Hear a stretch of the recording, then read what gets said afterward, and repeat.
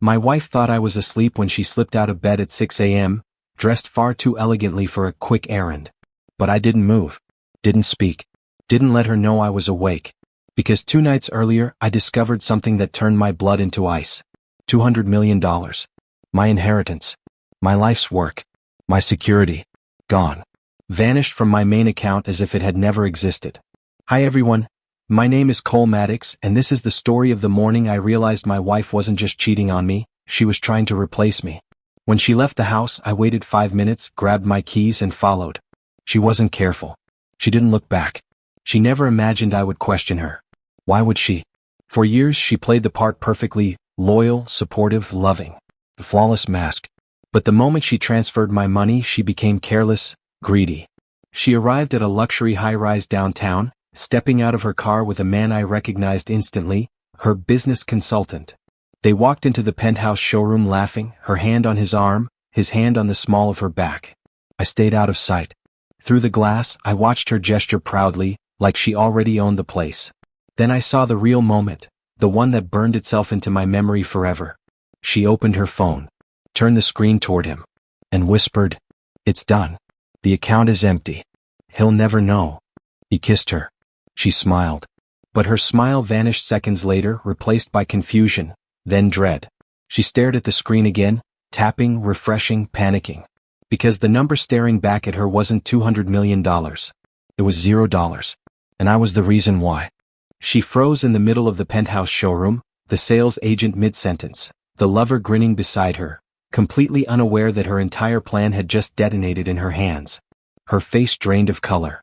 She tapped the screen again. Refreshed. Again. And again. Still $0. Her lover leaned in. "What's wrong?" She swallowed hard. It's not showing. The transfer, it should be there." His smile thinned. "Show me." Reluctantly, she tilted her phone toward him. His expression changed instantly, from excitement to suspicion, then to anger. "What do you mean it's empty?" he hissed. "You said you moved everything. All of it." "I did," she snapped, her voice breaking. "It was there last night." "Last night. That was when I made my move." I stood outside behind a tinted window, invisible, listening to the cracks forming in their perfect little fantasy. My heartbeat didn't rise, didn't fall. I felt nothing. Because this wasn't revenge. This was justice. She whispered frantically, "It must be a glitch." "A glitch?" he said, stepping closer, jaw tight. "You promised me that money. We signed papers. I left my job for this. You said we'd be in the Caymans by Friday." The sales agent politely excused herself. They didn't notice. My wife's hands shook as she opened her banking app again. The login failed. She tried again, and this time a new message flashed across the screen. "Account access revoked. Reported unauthorized activity. Lockdown initiated." Her breath hitched so sharply I felt it from outside. Her lover turned red with rage. "You told me your husband was clueless. You told me he trusted you." And then she whispered the first true sentence she'd spoken in years. He knows." I stepped back from the glass. Because the real show hadn't even started yet. Her lover's voice dropped to a dangerous whisper. "What do you mean he knows?" She backed away from him, clutching her phone like it could somehow reverse the disaster unfolding in her hands. I don't know how, but the account is locked. Someone reported it. Someone froze everything." He stepped closer, eyes narrowing. "You said he never checks his balances." "He doesn't," she insisted. "He hasn't in years. He trusts me with all of it." A bitter irony. Because that trust was the very thing I used to dismantle her entire plan. She paced the showroom, her heels echoing like gunshots across the marble floor. "We have to leave. Now. Before anything else happens." "We," her lover snapped. "There is no we without that money." She flinched. The Penthouse agent reappeared with forced politeness. "Would you like to continue the tour?" My wife forced a tight smile, grabbed her bag and practically ran toward the exit, dragging the man behind her. They stepped into the hallway, right in front of me. I didn't move. I just watched. Her lover noticed me first. His step faltered. "Is that?" My wife followed his gaze. The moment her eyes met mine, her entire body jolted like she'd been electrocuted. "See, Cole," she whispered. You're supposed to be at the airport." I stared at the woman who had planned to rebuild her future on the ashes of mine. I said nothing. Because silence can be more terrifying than any threat. She stepped forward, trembling. Cole, I can explain. No, I finally said, my voice low and even. You can't. She reached for me, but her lover grabbed her arm, whispering harshly, is he going to the police? Tell me he's not going to the police. She tried to answer, but her voice was gone. And that was the moment she realized the truth. She hadn't stolen $200 million from me. She had handed me the proof of a federal crime against herself. And the walls she'd built around her perfect little scheme? They were about to collapse. Starting now. My wife stood frozen in the hallway, mascara smudged, breath trembling, her lover gripping her arm like she was a sinking ship and he needed something, anything, to stay afloat. Cole, please, she whispered. Let's just talk. But she wasn't asking for conversation. She was asking for time. Time to lie. Time to spin. Time to rebuild whatever story she had prepared for the moment I inevitably found out. But she hadn't prepared for this moment. Come. Silent. Standing directly in her escape route. Her lover stepped between us. A mistake. What did you do? He demanded, his voice sharp. Did you sabotage the transfer? Are you trying to ruin us? Interesting word to use in front of someone's husband. I raised an eyebrow. Ruined? I didn't move the money. They both looked confused for a second, then terrified. I continued, I just reported the unauthorized transaction. The rest, the bank handled on their own. Her lover snapped, unauthorized. She had access. No, I cut in. She had trust, not permission. My wife swallowed hard. Her voice cracked. Cole, you don't understand. I only moved the money temporarily. I was going to put it back. Stop, I said flatly. She did. I traced the IP address, I added. You didn't move it to a holding account.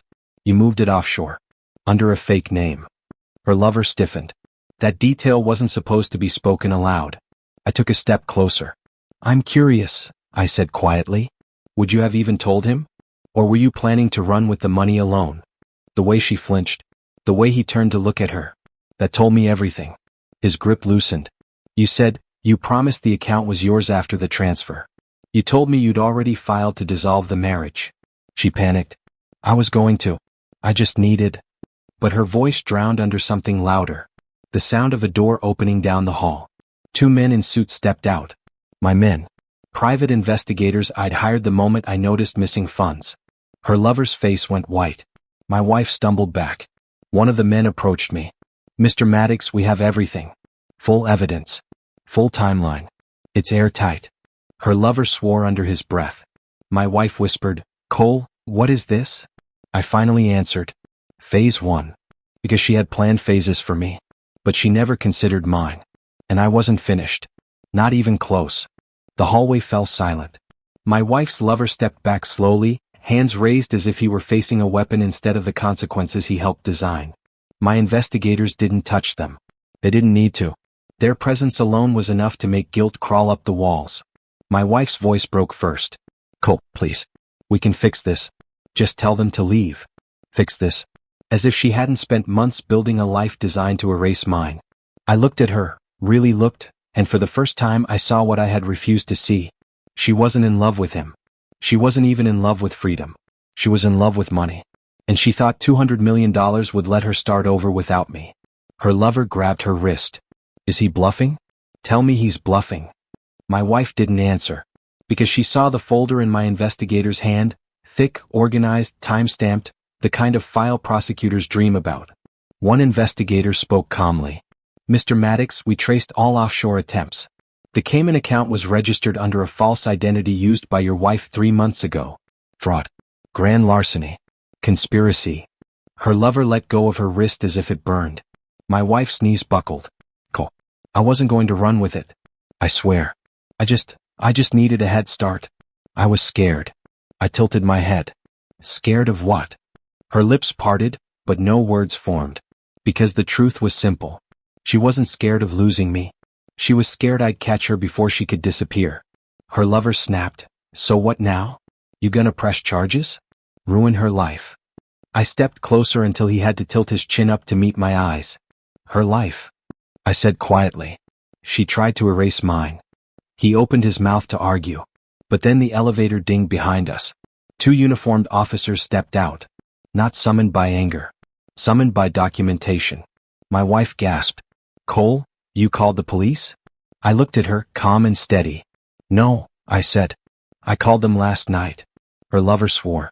The officers approached. But before they reached her, I added one more sentence, the one that made her whole world collapse. And they already have everything. Her face crumpled. Because she finally understood. This wasn't revenge. This was accountability.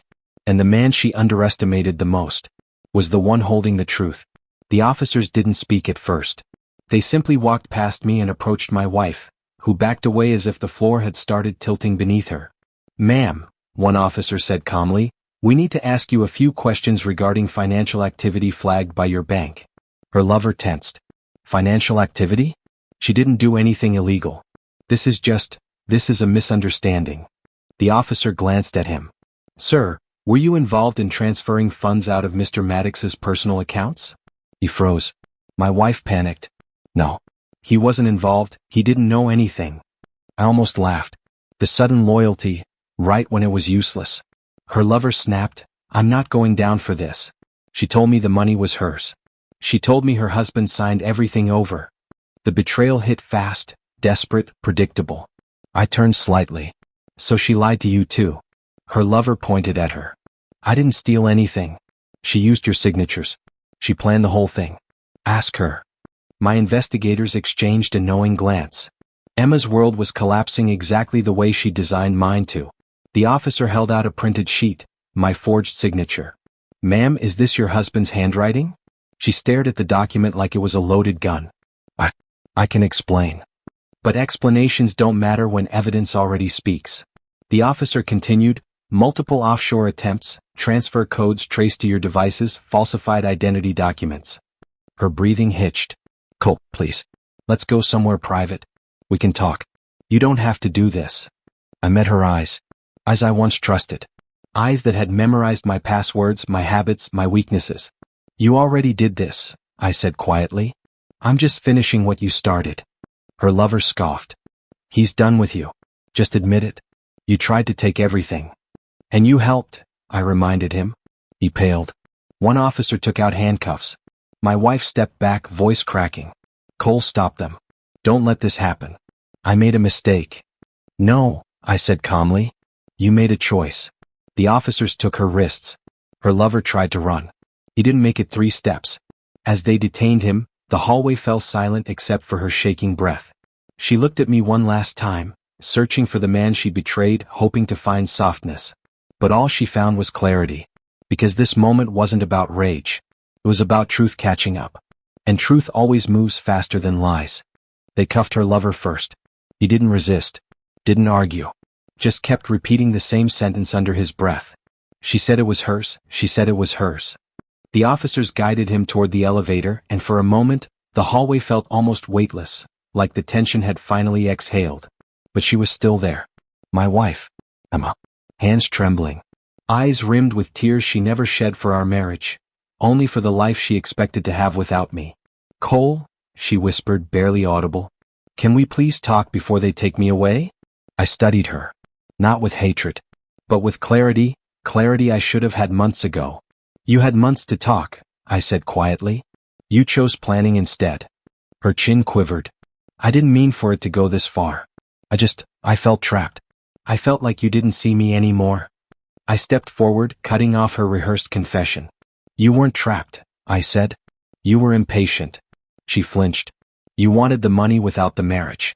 The lifestyle without the loyalty. Her tears finally fell. I know, and I'm sorry. Please, Cole, please don't let them arrest me. I'll give you control of everything. I'll sign whatever you want. I'll disappear if you want. Just don't destroy my life. Destroy your life? I echoed softly. Emma, you tried to erase mine. An officer approached her. Ma'am, we need to proceed. She looked at me then, really looked, realizing for the first time that I wasn't angry. I was done. That terrified her more than rage ever could. As they guided her toward the elevator, she spoke one last time, voice cracking. You still love me, don't you? I didn't smile. I didn't break. I just said the truth. I loved who you pretended to be. The elevator doors started closing. But before they shut fully, I added, and this isn't revenge, Emma. This is responsibility. The doors sealed. Silence rushed in. For the first time in years, I felt the weight on my chest lift. I was free. But one part remained. The part where I rebuilt what she tried to destroy. The building was quiet after they took her. Too quiet. For a long moment, I just stood there in the hallway, breathing in a version of silence I hadn't felt in years. The kind that doesn't hide anything behind it. One investigator approached. "Mr. Maddox, everything is documented. Charges will hold. You're protected." Protected. A strange word, considering the danger had been sleeping beside me for years. I nodded and signed the final statement. When they left, I walked to the rooftop of the high-rise, the same one she had hoped to buy for her new life, her new identity, her new beginning without me. City lights stretched beneath my feet, endless and cold. $200 million. She didn't fall in love with a man. She fell in love with a number.